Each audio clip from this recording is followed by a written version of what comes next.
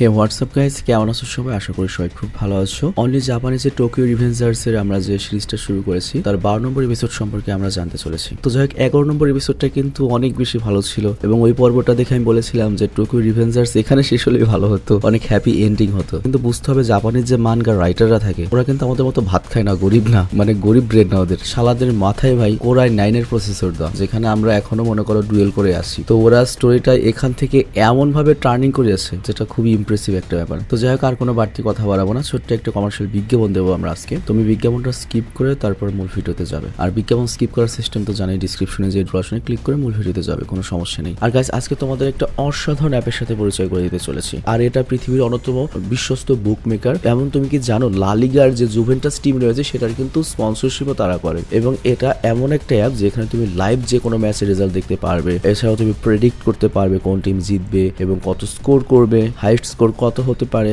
আর এখানে বিভিন্ন ধরনের প্রাইজ জেতার অপশন রয়েছে, যেমন BMW কার, আইফোন, ল্যাপটপ এবং ম্যানি মোর। আর এছাড়া আরেকটা ব্যাপার রয়েছে, এখানে অনেক ধরনের গেম রয়েছে। তো তুমি তোমার এখানে প্রেডিকশন উইদাউট এনি রিস্কে করতে পারো। আর 13,000 রুপি পর্যন্ত তুমি কিন্তু ফার্স্ট ডিপোজিটে শুধুমাত্র আমাদের যে প্রোমো কোডটা রয়েছে, এই প্রোমো কোডটা রেজিস্ট্রেশন এর সময় ইউজ করলে তুমি এটা পেতে পারো। প্রোমো কোডটা স্ক্রিনে দেখতে পাচ্ছ। আর তাছাড়া তুমি যে উইথড্র করবে সেটা তুমি পেটিএম, ব্যাংক অ্যাকাউন্ট, মানে যে কোনো মেথডে, অ্যাকচুয়ালি একটা ফর ইন্ডিয়ান, তো বুঝতে পারছো, পেটিএম, গুগল পে বা যে কোনো ইজি মেথডে তুমি এখান থেকে টাকা উইথড্র এবং ডিপোজিট করতে পারবে। আর এখানে যে সাপোর্ট টিমটা রয়েছে তারা 24 ঘন্টা সপ্তাহে 7 দিন তোমাকে সাপোর্ট করবে। তো তোমার কোনো ধরনের টেনশন নেই। তো দেরি করছে কোনো, ডিসক্রিপশনে যে প্রোমো কোডটা দেওয়া রয়েছে এবং লিঙ্ক রয়েছে সেখান থেকে ক্লিক করে অ্যাকাউন্ট খোলো এবং তুমি ফার্স্ট ডিপোজিটে পেয়ে যাও 13,000 রুপি পর্যন্ত বোনাস, আর জিতে নাও ক্যাশ প্রাইস। তো চলো আমরা মূল ভিডিওতে যাই। তবে আমরা যে বিজ্ঞাপনই দেই না কেন, প্রথমে তো এটা শুধুমাত্র আমাদের ইন্ডিয়ান ভিউয়ারদের জন্য, আর দ্বিতীয়ত হচ্ছে যদি কখনো এমন কোনো অ্যাপ আসেও বিজ্ঞাপনে যেটা বাংলাদেশ, ইন্ডিয়া বা যে কোনো দেশ থেকে কাজ করবে, সেখানেও তোমাদের বুঝে শুনে তারপর যেতে হবে। কারণ অনেক ধরনের প্রলোভন থাকবে, অনেক ধরনের সুযোগ সুবিধার কথা বলা থাকবে। ডাজন্ট মিন ওখানেই তোমাদের যেতে হবে।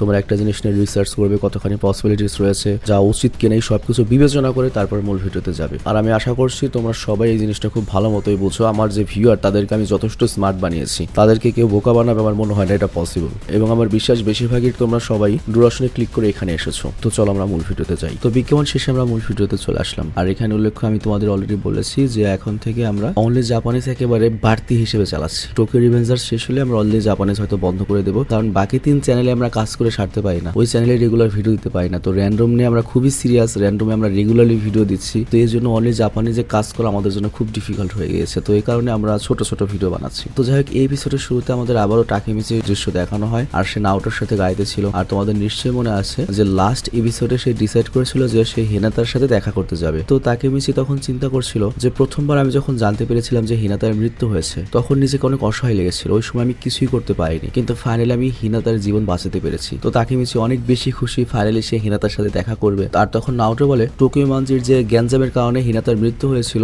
এইবার কিন্তু সেই গ্যাঞ্জাম ঘটেইনি, মানে ভবিষ্যতে চেঞ্জ হয়ে গিয়েছে, মানে 2 গ্রুপের যে লড়াই হয়েছিল সেটা এবার হয়নি। তো এর জন্য নাওটো বলে, তাকেমিচি তুমি মিশনে অবশ্যই সাকসেসফুল হয়েছো। আমার তো বিশ্বাসই হচ্ছে না, তুমি একটা ফালতু আর বলদ ছেলে, তোমার প্রতি আমার কোনো ভরসা ছিল না যে এমনটা তুমি করতে পারবে, তারপরে তুমি করে দেখিয়েছো। কিন্তু তাকেমিচি তখন রাগে বলে, এই শালা তুই কি আমার কাছে মার খেতে চাস? না তো বলে, আরে না না, মুড খারাপ করো না বন্ধু। তো তাকেমিচি তখন বলে, দুলাভাই বল, মানে এটা বানিয়ে বলছি আমি আর কি। তো যাই হোক, নাওটো তখন তাকেমিচির মন ভালো করার জন্য বলে, একটু তো খুশি হও, আমরা এখন হিনাতার সাথে দেখা করতে যাচ্ছি। তো যাই হোক, ফাইনালি ওরা হিনাতার অ্যাপার্টমেন্টে চলে আসে। আর তখন তাকেমিচি মনে মনে আলাদা আলাদা স্বপ্ন বুনতে শুরু করে যে ফাইনালি আমি হিনাতার সাথে 12 বছর পর দেখা করব। 12 বছরে হয়তো হিনাতা অনেক বেশি চেঞ্জ হয়ে গিয়েছে। নাওটো তখন বলে, হ্যাঁ হিনাতা তো অনেক চেঞ্জ হয়েছে, এখন সে আগের চেয়ে বড় হয়েছে। আর বর্তমানে সে এলিমেন্ট স্কুলের শিক্ষিকা। এলিমেন্ট স্কুল বলতে যে আসলে কি বোঝায়, প্রাইমারি স্কুল না হাই স্কুল আমি জানি না, তোমরা যারা জানো কমেন্টে লিখো। আর তখন তাকেমিচি বলে, তাহলে তো খুব ভালো কথা, সরকারি চাকরি করে, ওর সাথে কথা বলা তো এখন একটা আলাদা এক্সপিরিয়েন্স হবে। তবে তাকেমিচি এখানে মনে মনে ভাবে হিনাতা হয়তো আমাকে দেখে অনেক খুশি হবে এবং জড়িয়েও ধরতে পারে, আগের মতো হয়তো ভালোবাসবে। তো এরকম কল্পনা করতে করতে এরপর তাকেমিচি করে কি নিজেকে বাস্তব জীবনে নিয়ে আসে এবং ও বলে, সিচুয়েশন যেহেতু চেঞ্জ হয়েছে আমার অনেক নার্ভাস লাগছে। আর নার্ভাস হয়ে সে নাওটোকে বলে, এই নাওটো, ও যেহেতু তোমার বোন, তুমি ওর সাথে গিয়ে দেখা করো, আমার ওর সাথে দেখা করতে ইচ্ছে করছে না, আমার অন্যরকম লাগছে, কারণ ও তো আর জানে না আমি ওর জীবন বাঁচিয়েছি। আমরা দুজন এখন তো সম্পূর্ণ অপরিচিত মানুষ, আমার মনে হয় না আমাকে দেখেও খুশি হবে। তো এই কথা বলে তাকেমিচি সেখান থেকে চলে যায়। আর তাকেমিচি মনে মনে এটাই চিন্তা করে, যাকে আমি ভালোবাসতাম তার জীবন বাঁচাতে পেরেছি, এর চেয়ে বেশি আমি কি চাইতে পারি? কিন্তু আমি ওর সামনে যেতে চাই না। হতে পারে ও আমার ব্যাপারে ভুলে গিয়েছে, হতে পারে আমি ওর ভবিষ্যৎ চেঞ্জ করেছি, কিন্তু আমার নিজের ভবিষ্যৎ চেঞ্জ হয়নি। আমি এখনো একটা 26 বছরের যুবক যে একটা দোকানে পার্ট টাইম চাকরি করি, রেগুলারলি বকা খাই, আমি একটা লুজার। ঠিক আছে, আমি আমার পুরনো ভাগ্যের জীবনে ফেরত যাচ্ছি। কিন্তু তখনই সামনে থেকে হেনাতা চলে আসে এবং দুজনের ধাক্কা লাগে থাকে। আর হিনাতা এই কথাই বলে এখনো তোমার ব্যবহার পরিবর্তন হয়নি, হুট করে সামনে আসা সেই ব্যবহারটা। তো তাকেমিচি তো হিনাতাকে দেখে কান্না করা শুরু করে দেয়। সিরিয়াসলি তুমি জাস্ট নিজেকে দিয়ে ফিল করো, একটা মেয়েকে তুমি স্কুল লাইফে ভালোবাসতে, তোমার সাথে সম্পর্ক ছিল, তারপর সাথে এত বছর পরে দেখা হলো। আমার খুব হিংসা হচ্ছে ভাই, আমার এরকম কেউ নাই যাকে আমি স্কুল লাইফে ভালোবাসতাম বা প্রেম ছিলাম, কারণ স্কুল লাইফে সবসময় আমার প্যান্টের চেন ছিঁড়া থাকতো। তো যাই হোক, তখন তাকেমিচির পুরোনো কথা মনে পড়ে যায় যে কিভাবে হিনাতা তাকে পাস্টে মোটিভেশন করতো, মানে অতীতে, আর সেই কারণেই সে ভবিষ্যৎটা চেঞ্জ করতে পেরেছে। আর তারপর তারা দুজন হিনাতার অ্যাপার্টমেন্টে যায় আর নাওটো চলে আসে। তো একসময় ওরা সবাই অনেক ক্লোজ ছিল, বাট এইখানে আমরা দেখতে পাই হিনাতা তাকেমিচি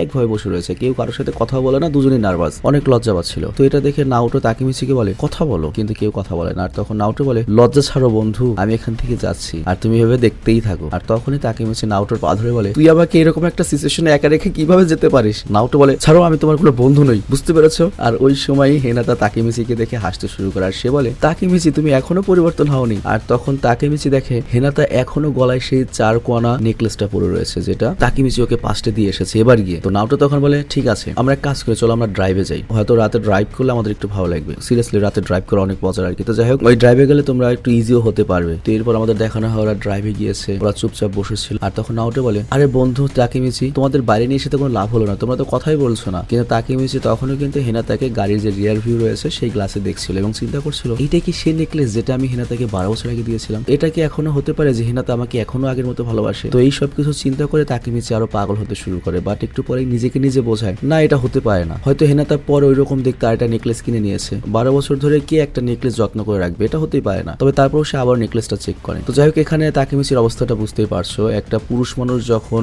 আর্থিকভাবে সচ্ছল থাকে না, তার মন অনেক ছোট থাকে, তার প্রেমিকাকে তার কাছে পৃথিবীর মহারানী মনে হয়, নিজেকে পৃথিবীর মনে করে সবচেয়ে নিচু কিছু মনে হয়। আই ক্যান ফিল ইট, আমি এটা রিলেট করতে পারছি। তো যাই হোক, তখনই নাওটোর কাছে পুলিশের কল আসে এবং নাওটোকে বলা হয় দ্রুত আসো, পুলিশের ব্যাকআপের প্রয়োজন, একটা গ্যাঞ্জাম হয়েছে। তো এই কারণে নাওটো করে কি গাড়িটা সাইডে রেখে হিনাতাকে চাবিদার বলে তুমি এই গাড়িটা নিয়ে বাড়িতে যাও, আমি কালকে সে গাড়িটা নিয়ে যাবো। তো তাকেমিচি এখানে টেনশনে পড়ে যায় যে আজকে আমি হিনাতার সাথে ঘোরার চান্সটা মিস করে ফেললাম, মানে এখন তো হিনাতা ফেরতই যাবে। তবে তারপর তাকেমিচি ওই নেকলেসের ব্যাপারে আবারও চিন্তা করেন। তো হিনাতা গাড়ি ড্রাইভ করছিল, তবে হিনাতা বাড়িতে যায় না, একটা জায়গায় গাড়ি পার্ক করে এবং বলে তুমি কি আমার সাথে একটু হাঁটতে যাবে। তো তাকেমিচি তো বুঝতেই পার সেটাই যাচ্ছিল। তো এরপর তারা দুজন হাঁটতে শুরু করে আর এখানে আমরা একটা পার্ক দেখতে পাই। তো হিনাতা তখন তাকেমিচিকে বলে এই পার্কে আমার অনেক স্মৃতি জড়িয়ে রয়েছে আর আমি বড়দিনের উৎসবে কারোর সাথে এখানে এসেছিলাম যাকে আমি অনেক ভালোবাসতাম। তো আমাদের তাকেমিচি তখন বুঝতে পারে যে হিনাতা হয়তো অন্য কারোর সাথে রিলেশনশিপে রয়েছে আর এই কথা চিন্তা করেও পাগল হয়ে যায়। তো এখানে আমাদের তাকেমিচি ভাবছিল যে আজ থেকে 12 বছর আগে কিভাবে হিনাতা তাকেমিচির সাথে ব্রেকআপ করেছিল এবং তাকে ছেড়ে চলে গিয়েছিল। কিন্তু হিনাতা এখানে বলে আমি আজ পর্যন্ত সেই মানুষটিকে ভুলতে পারিনি যার সাথে আমি বড়দিনের উৎসবে গিয়েছিলাম, কিন্তু উল্টো সে আমার সাথে ব্রেকআপ করেছে। তাকেমিচি তখন বলে এরকম একটা মেয়েকে কি কষ্ট দিতে পারে, এটা কিরকম হতে পারে, তোমার সাথে কেউ কিভাবে ব্রেকআপ করতে পারে, আমার তো বিশ্বাসই হচ্ছে না। আর এই কথা শুনে হিনাটা কান্না করতে থাকে এবং বলে আমি কিছু জানি না, কিন্তু আমাকে রিজেক্ট করা হয়েছিল, তুমি কি এটা বলতে পারো তাকেমিচি আমার সাথে এরকম কেনটা করেছিল, আমার সাথে কেন ব্রেকআপ করেছিল। তো এখানে তো তাকেমিচি বুঝতে পারে যে হিনাটা আর কারণ নয় ওর কথাই বলছে এবং তাকেমিচির মাথা ঘুরতে শুরু করে, বলে মানে থামো, আমি কিছু বুঝতে পারছি না, আমি কিছুক্ষণের জন্য আসছি, তুমি গাড়িতে আমার জন্য অপেক্ষা করো। তো তাকেমিচি পুরো ভয় পেয়ে যায়, কারণ তাকেমিচির স্মৃতিতে তো এটা ছিলই না, ওর স্মৃতিতে তো ছিল যে হিনাতা তাকেমিচিকে ছেড়ে দিয়েছে, কিন্তু তাকেমিচি ভাবে আমি হিনাতাকে ছেড়ে দিলাম কিভাবে। তো আমরা দেখতে পাই তাকেমিচি ওয়াশরুমে এটাই চিন্তা করছে যে এটা কি হচ্ছে, তাহলে কি ভবিষ্যতের সাথে অতীত চেঞ্জ হয়ে গিয়েছে, যদি হয়ে থাকে ঠিক আছে সমস্যা নেই, আমি আবার সবকিছু ঠিক করবো, হিনাতাকে আবার ড্রাইভে নিয়ে যাব, আবার ওর সাথে আমি প্রেম করবো, আবার সম্পর্কে আসবো। কিন্তু যখনই তাকেমিচি বাথরুম থেকে বাইরে বের হয় তখনই তার সামনে একটা লোক আসে আর ওই লোকটা তাকে বলে তাকেমিচি তোমার তো গাড়িতে থাকা উচিত ছিল, তুমি এখানে কি করছো, আমি তো চিন্তা করেছিলাম তোমাদের দুজনকে একসাথে মেরে দেবো, ঠিক আছে কোনো ব্যাপার না। আর এই কথা বলে লোকটা চলে যায় আর তাকেমিচি তখন বলে তুমি কে, কিন্তু ওই লোকটা কিছু বলে না, কিন্তু ওই লোকটার ট্যাটু দেখে সে বুঝতে পারে যে এইটাই সেই হানমার্ক, মানে এর আগে মাইকের সাথে আমরা যে লড়াইটা দেখেছিলাম যে গ্যাংস্টারের, সেটা। তো তখন তাকেমিচি বুঝতে পারে কিছু তো ঘাপলা রয়েছে। তো তাড়াতাড়ি তাকেমিচি দ্রুত গাড়ির কাছে যায় আর দেখতে পায় হিনাতা বসে রয়েছে, বাট তখনই পেছন থেকে একটা গাড়ি অনেক দ্রুত আসে এবং হিনাতার গাড়ির সাথে ক্র্যাশ করে। তো তাকেমিচি তো পুরো শকড হয়ে যায়, তাড়াতাড়ি সেখানে যায়, কিন্তু আরো শকড হয় যখনও দেখে পেছনের গাড়িতে আকন ছিল এবং আকনের অবস্থাও পুরো খারাপ। তো আকন তখন তাকেমিচিকে বলে শিট, তুমি কি গাড়িতে ছিলে না, এই সবকিছু কিভাবে হতে পারে। আর তারপর আকন সেই শব্দটা আবারও বলে যেটা সে এর আগের বার মরার সময় বলেছিল, সে বলে যাই না এই সবকিছু কিভাবে হয়ে গিয়েছে আর এই সবকিছুর পেছনে টেটা দেয়। আর তাকেমিচি তুমি আমাদের সবাইকে বাঁচাতে পারো, আমার পুরো বিশ্বাস রয়েছে তোমার উপর, তুমি এরকম করতে পারবে। তো এই ঘটনা তাকেমিচি তো পুরো শকড হয়ে যায় এবং অবাক হয়ে যায়, ডিপ্রেসড হয়ে যায় যে সেম জিনিসটা আবার কেন হচ্ছে, যেটা প্রথমে হয়েছিল, আবারও আকুন মারা গেল, আবারও হিনাতাকে মরতে চলেছে। আর তখনই আকুনের গাড়িটা ব্লাস্ট হয়ে যায় এবং তাকেমিচি ছিটকে দূরে পড়ে। আর তারপর তাকেমিচি তাড়াতাড়ি উঠে হিনাটার কাছে যায়, হিনাটা এখনো জীবিত ছিল। তো তাকেমিচি হিনাটাকে গাড়ি থেকে বের করার অনেক চেষ্টা করে, কিন্তু তার আগে হিনাটার গাড়িতেও আগুন ধরে যায়। আর তখন হিনাটা করে কি তাকেমিচিকে ধন্যবাদ দেয়, কিন্তু তাকেমিচি তখন বলে আমাদের কাছে এখন কথা বলার সময় নেই, তাড়াতাড়ি এই গাড়ি থেকে বের হও, এই গাড়ি যে কোনো সময় ব্লাস্ট হতে পারে। বাট হিনাটা হিনাটা বলে, দেখো আমি আমার নিজের অর্ধেক শরীর, আমার পা ফিল করতে পারছি না, আমার কিছু ফিল হচ্ছে না, আমার মনে হচ্ছে আমার সবকিছু শেষ হয়ে গেছে। তো এই কথা শুনে তাকেমিচিও কান্না করতে শুরু করে এবং গাড়ির ভেতরে চলে আসে এবং হিনা তাকে জড়িয়ে ধরে আর বলে, আমি তোমাকে অনেক ভালোবাসি, আমি সবসময় তোমাকে ভালোবাসতে থাকবো। তো হিনাতা এই কথা শুনে অনেক খুশি হয় এবং বলে, আমি অনেক খুশি হয়েছি এই কথা শুনে, তাহলে চলো তুমি গাড়ির বাইরে বের হও, আমি চাই না তুমি আমার সাথে এখানেই মরে যাও। কিন্তু তখন তাকেমিচি বলে, না আমি বাইরে যাবো না, বাট এদিকে আগুন অনেক কাছে চলে এসেছে। আর হিনাতাও বুঝতে পারে ওর এই গাড়িটা ব্লাস্ট হবে। তো এই কারণে সে তাকেমিচিকে গাড়ির মধ্যে থেকে ধাক্কা দিয়ে দেয় আর তাকেমিচির দিকে তাকে একটা মুস্কি হাসে। আর তখনই ওই গাড়িটা বিকট ভাবে ব্লাস্ট হয়ে যায় এবং